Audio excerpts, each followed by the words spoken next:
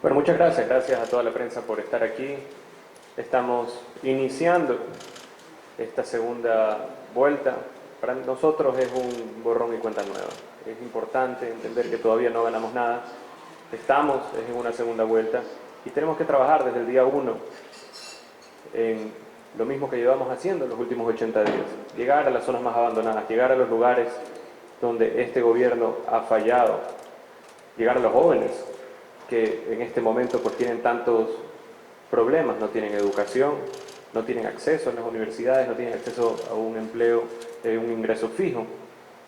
Entonces tenemos que seguir con el mismo plan, seguir con la esperanza de que el Ecuador va a tener días mejores y que va a tener seguridad también. Que les doy la bienvenida a ustedes y pues cualquier pregunta que tengan estoy a su total disposición. Bien, candidato, muy buenos días. Primero, gracias por la oportunidad de poder conversar con usted. A partir del domingo a la fecha, ¿ha habido ya de pronto algún acercamiento de movimientos o partidos políticos que no llegan a la segunda vuelta, pero que quizás sí van a ser los bloques de mayoría, por decirlo así, en la Asamblea Nacional para tratar de apoyar su candidatura? Bueno, hemos conversado con todos, he recibido felicitaciones de todos, pero hasta ahora los que se han pronunciado a favor de Daniel Noboa son Jan Topic y de una manera indirecta Otto Sonnenholzner. Pero seguimos conversando, el diálogo legislativo va a ser clave para que haya gobernabilidad, va a ser clave también para que podamos pues, tener éxito en los proyectos que presentaremos en la Asamblea. Se necesitan 71 votos para sacar adelante los proyectos de ley, especialmente los proyectos de ley económicos urgentes. ¿Esos proyectos incluyen de pronto ya algún plan suyo para afrontar lo que se viene del tema del fenómeno del Niño? Pero sí, tenemos un plan de contingencia, pero más que nada debemos de todo empatarlo con desarrollo en infraestructura. Así mismo con mantenimiento de infraestructura, debemos de trabajar en competitividad e infraestructura que genere empleo.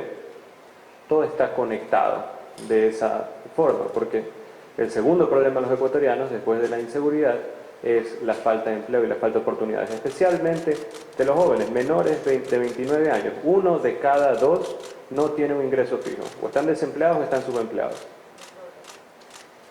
Gracias. Buenos días, candidato Noboa. Le pregunto, dentro de este trabajo de mejorar la economía del país, ¿está previsto también el aumentar las reservas de dólares? ¿Cómo va a trabajar en materia económica? Y también otra pregunta, en materia de seguridad, ¿cómo va a trabajar, cómo va a ser básicamente su plan de trabajo para bajar los índices de seguridad y también para mejorar las condiciones en las leyes para que los delincuentes sean castigados? Sí, primero, no creo que es un momento de aumentar reservas, es un momento de generar empleo y de invertir en infraestructura, en competitividad, como es el desarrollo pues, eléctrico, la eficiencia eléctrica, el menor costo de combustibles, asimismo como una reforma tributaria, el cual incentive la contratación. En tema de seguridad, debemos de darle seguridad, uno, al inversor. Hoy en día, pues, el Ecuador tiene la peor tasa de inversión extranjera de la región y no hemos generado confianza como país en los últimos años. Hemos visto en los últimos días, lo cual es algo positivo, que el riesgo país ha bajado y que existe un interés con esta nueva candidatura, esta nueva esperanza de que las cosas pueden mejorar a corto plazo. En seguridad necesitamos reforzar las fronteras, tener presencia militar en las fronteras, presencia militar en los puertos de contenedores, porque por ahí pues sale la droga y entra el contrabando, gran parte de la droga. Es clave también la segmentación de cárceles adecuada. Por eso hablo también de las cárceles barcazas. Es importante tener las cárceles barcazas para aislar totalmente a los criminales más violentos que desde la misma cárcel están generando terror y están planificando pues mayor crimen. También debemos de proteger las rutas estratégicas de exportación. Eso es clave, fomentar la exportación. ¿Y cómo lo vamos a hacer también? Tenemos que darle seguridad al exportador o a la cadena de exportación, desde el productor hasta pues, que llegue ese producto a puerto. para que se pueda continuar haciendo negocios. Hoy en día ya los vacunadores y ya la delincuencia organizada está afectando a las empresas, a los exportadores y al aparato productivo del país. ¿De qué manera usted tendría relación con los gobiernos, tanto de Colombia como de Perú, en caso de que gane, considerando que mucha de la droga que usted menciona proviene de esos países? Bueno, son países hermanos. No podemos tener una mala relación con nuestros países vecinos. Yo no tengo nada en contra del gobierno del señor Petro y con el Perú debemos de tener cooperación en seguridad también. En este momento la zona desmilitarizada del sur ha fomentado el ingreso de droga, de armas y de contrabando. Si queremos tener una buena relación con el Perú, debemos de proteger también la integridad física y la integridad económica de los ecuatorianos. Candidato, disculpen, dentro de ese tema de proteger a los ecuatorianos, le pregunto a usted, ¿tiene miedo de alguna manera, porque justamente lo hemos visto que usted usa un chaleco antibalas? ¿Es tanto el miedo que existe? ¿Usted también tiene miedo como el resto de los ecuatorianos que tenemos miedo de vivir ya en Ecuador? No tengo miedo de vivir en el país que me ha dado tanto a mí, a mis padres y a mis abuelos. Es más, siento la responsabilidad de luchar para que la cosa mejore. Por eso me lancé de candidato. Lo fácil para mí era agarrar a mi familia, irme a vivir a Europa o a Estados Unidos y olvidarme de todo lo que pasa acá, pero sería una irresponsabilidad como ecuatoriano simplemente olvidarme de todas las desgracias que están pasando aquí cuando por 70 años el Ecuador le ha dado todo a mi familia. Candidato, ¿cómo piensa afrontar lo que se viene para Ecuador toda vez que la consulta popular de Yasuní ganó y la posibilidad de que el petróleo se quede? Ya no van a estar esos ingresos para el Ecuador y más bien podrían venirse demandas por incumplimientos de contratos del país. No concuerdo con los números de Petroecuador. Yo tengo mis números y en mis números económicamente la proyección que había de precio en los próximos 5 años no lo volvían como un ingreso significativo. En cambio, la misma reserva del Yasuní nos da una buena imagen hacia el mundo de poder conservar uno de los lugares de mayor biodiversidad del planeta.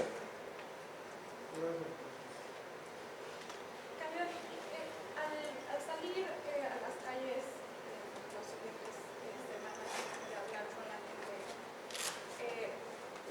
mencionaban mis colegas que han salido con chaleco, más se entiende el riesgo que hay. Pero ¿acaso el usar ese chaleco no crea una barrera con la gente que no puede tener? Sí lo vuelve más difícil, estoy de acuerdo que lo vuelve más difícil, pero es preferible esa barrera a la barrera de quedarme en mi casa, o la barrera de quedarme solo en una rueda de prensa o solo en lugares cerrados. Tengo que llegar a la gente, tengo que llegar a las personas, manteniendo igual protocolos de seguridad, pero es importantísimo que la gente vea al candidato, que escuchemos de los mismos gremios, de las asociaciones, de las personas que viven en zonas de violencia, que viven en zonas urbanos marginales con muchísimos problemas sociales, que nos vean ahí presentes, es clave. Candidato, muy buenos días, de AFP, la pregunta va dirigida a su plan de las barcazas. Ha llamado muchísimo la atención en la comunidad internacional el cómo se va a realizar esto. Una de las preguntas que nos llega desde Europa es específicamente si usted piensa sacarlo del territorio ecuatoriano, tenerlo acá, y si las barcazas se mantendrían en el mar territorial, no cómo enfrentaría a los piratas, porque esa es una de las situaciones que afecta a nuestro golfo y a nuestra mar. Sí, salen 80 millas, no salen del territorio ecuatoriano, están igual en aguas ecuatorianas y esas barcazas son bastante seguras y bastante blindadas, entonces tendría que venir, pues, o sea, la marina inglesa o americana para poder atacar esas barcazas. No creo que sea blanco de mucho pirata, y van a tener igual la asistencia de las Fuerzas Armadas, que van a estar protegiéndolos. ¿Se conoce un poco el rubro que va a invertir en aquellas barcazas y cuántos reos pretende llevar? Sí, el costo por barcaza no supera los 8 millones de dólares anuales, porque es por medio del leasing. Entonces se las alquila, se hace contratos de 8 o 10 años y de ahí se renova el contrato. Comprarlas, en este momento el Ecuador no tiene el dinero, tenemos que esperar a generar otros ingresos para posteriormente comprar una barcaza. ¿Y los reos? ¿El número de reos? No. Entre 300 y 400 reos, eso, una barcaza de buen tamaño, eso es lo que puede entrar. Candidato Lobo, sé que tiene América de Perú.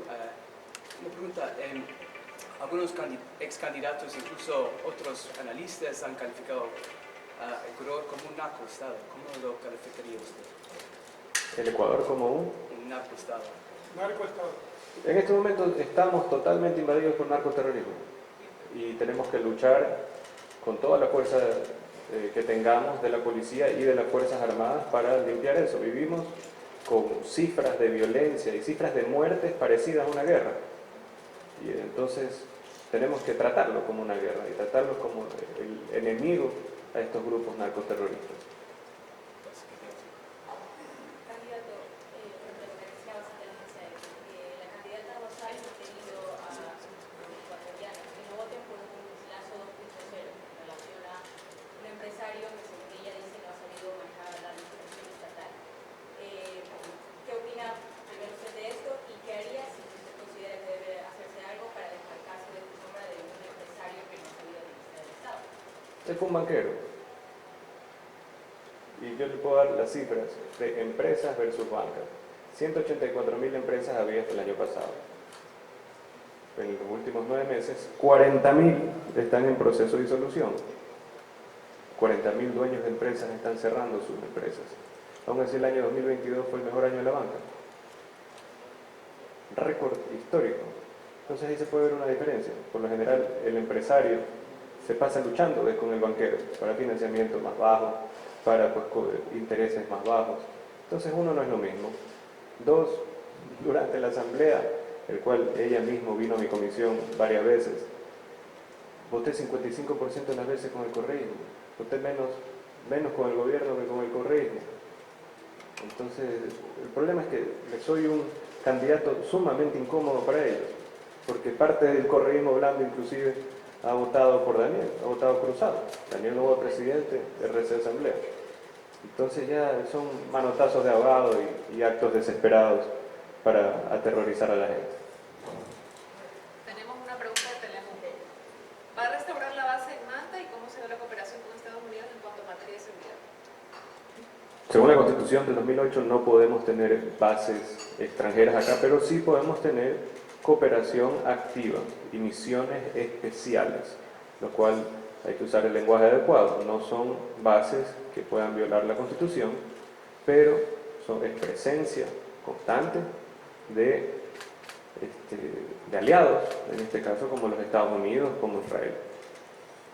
Para nuestros medios que están conectados por Zoom también tenemos de Reuters. ¿Cómo se va a reducir el número de muertes violentas a la mitad en el primer año? ¿Cuál es el plan?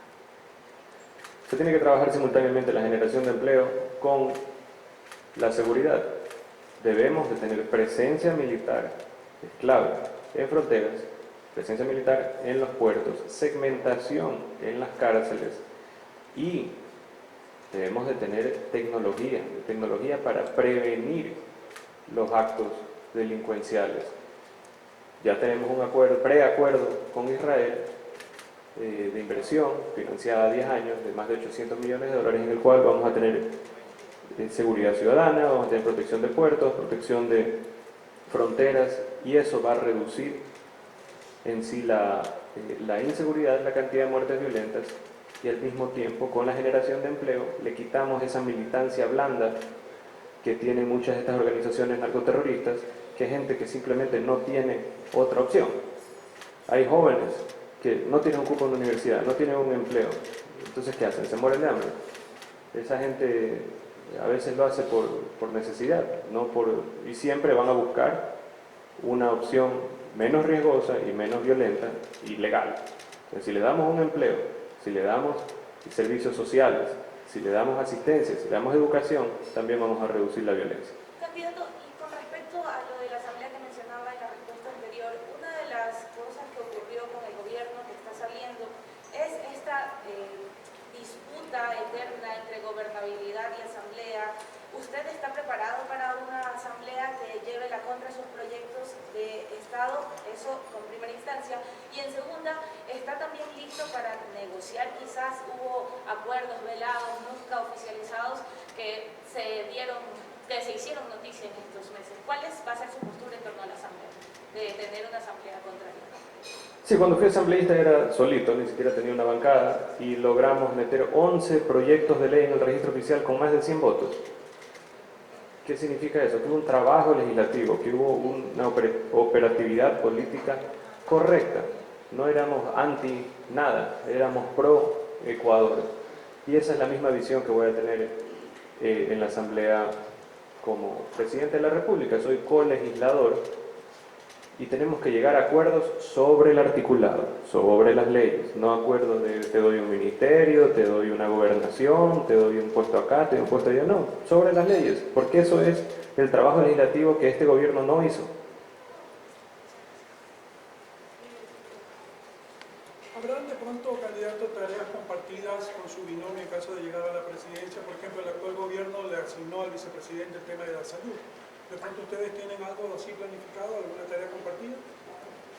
Sí, en el área social y en el área de lograr equidad de género, Verónica va a formar parte de ese equipo. También en cooperación internacional con algunos otros países. Eso es lo que haremos. Gracias. Listo, muchas gracias a todos. Perdón, falta uno. De un medio de Houston, Alberto Araújo, que lo tenemos conectado. En su plan de gobierno se contempla la repotenciación de las refinerías de Esmeraldas y La Libertad, pero el actual gobierno está por cerrar una negociación para la repotenciación de la refinería de Esmeraldas con Hyundai. ¿Se respetará ese contrato? Los contratos se respetarán. Me parece una irresponsabilidad que se haga estas cosas a último momento cuando en 3 meses tenemos otro presidente, pero es algo que no puedo controlar. Lo único que puedo decir es públicamente decir que no anden firmando contratos en el último segundo, porque lo que hacen es comprometen al siguiente gobierno a seguir capaz una línea que no era la suya. Okay. ¿Alguna otra pregunta? No, solo por saber si la agenda de hoy solamente es esto, va a tener algún tipo de reuniones.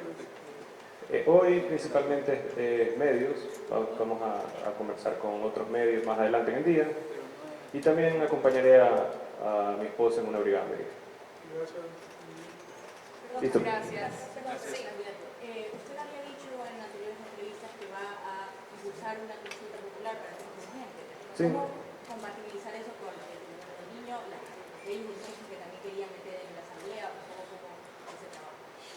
Es separado. La consulta va para reformas constitucionales. 10 a 12 preguntas importantes, lo cual me tomaría una eternidad en la asamblea y necesitaría 92 votos. Entonces, la consulta, los primeros 90 días, 10 a 12 preguntas de reformas importantes sobre reformas judiciales, como por ejemplo el sistema de jurados, que también lo mencioné anteriormente, rol de las Fuerzas Armadas en combatir el terrorismo. También es una pregunta sumamente importante, ya que el rol de ellos, este próximo año y medio, va a ser clave. También esquemas tributarios y pues, algo importantísimo, aparte de lo tributario, que creo que va a ser reformas en el área de educación. Para Malena Marzán de Telemundo, para los ecuatorianos en el exterior, ¿qué deberían saber de ustedes? Bueno, que voy a tratar de crear un país en el que ellos puedan volver, en el que ellos puedan tener el orgullo de volver a su país, y de los que no quieran volver, más que sea estar tranquilos de que sus familiares van a estar bien, de que sus familiares van a tener seguridad, van a tener empleo, y que ellos van a poder visitar el Ecuador cuando quieran sin tener que preocuparse de los problemas de inseguridad en las calles. Precisamente por eso usted teme por su familia, teme por la seguridad de su familia. Como todos los ecuatorianos, hoy en día todos los ecuatorianos se sienten inseguros.